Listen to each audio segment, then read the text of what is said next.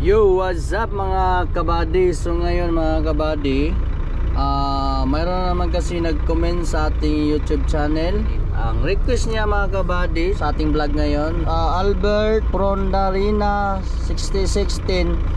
At sabi niya mga kabady, paano magkambyo pagpatag at biglang pahon badi? So ngayon mga kabady, loaded po tayo ngayon. Ayan po ang kasamahan natin. Ngayon, nasa patag po tayo. Nandito tayo ngayon sa Sanghan, Kabadbaran mga kabady.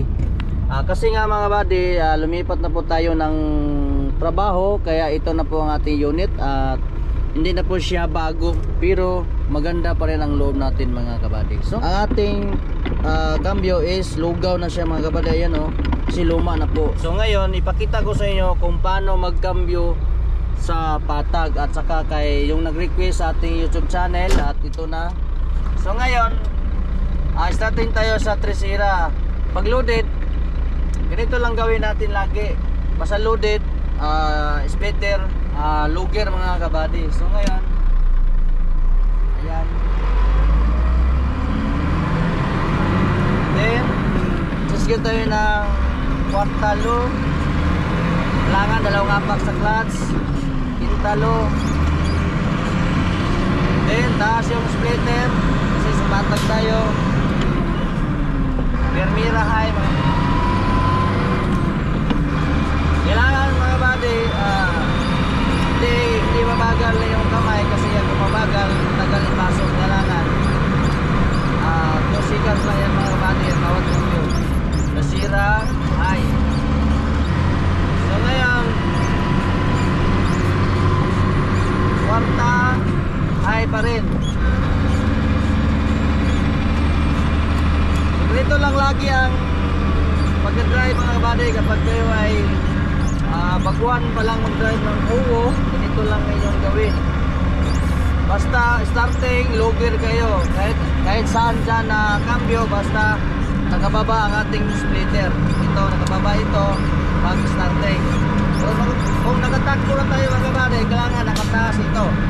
Kasi hindi na naman pwede na luger kayo hanggang doon sa pinuntahan nyo. Kailangan nakataas itong splitter. Lagi yung tandaan. Sa mga baguhan, yan, tinta high.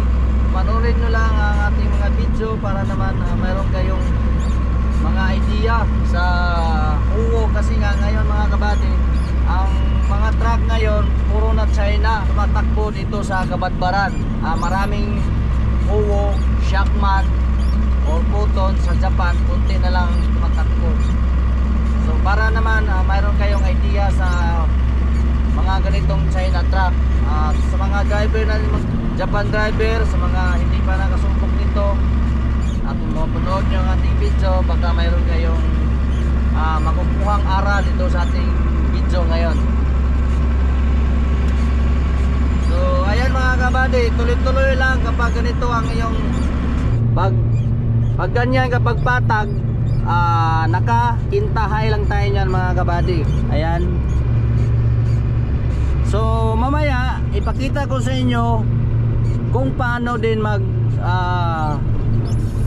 magcambio kapag paahon tayo, yung hindi gaano paahon, kasi may kailangan dyan marunong kayo magcambio sa mga paahon. Kasi nga kung nasanay kayo sa mga Japan or sa mga ano bang ginagamit nyo dyan na truck, kung hindi pa kayo sanay dito sa Owo, kailangan talagang mahirapan kayo mga kabady. Kahit ilang taon ka pa mag-drive sa mga Japan or sa ano pang dinadala nyo, basta kung Owo ang dinadala nyo, I'm sure mahirapan pa kayo nyan mga kabady. Pero madali na lang sa inyo yan kasi nga driver na po kayo mga kabady. So ngayon magbibigay lang tayo ng mga technique dito sa Owo para kung kayo na po ay magdadrive na nito or mayroon kayong kaibigan na Owo driver, mayroon na kayong nalalaman sa about sa high and low mga kabady.